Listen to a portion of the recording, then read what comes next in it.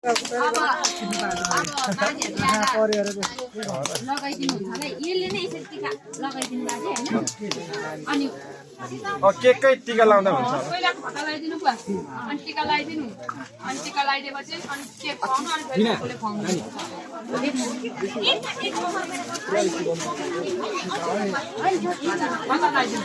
video गर्दैन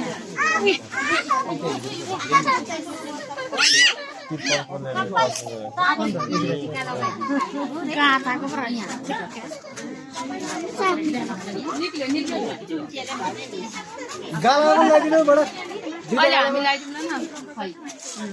सिधा मात्रै टिका लगाइदिनु पनि खुवाइदिनु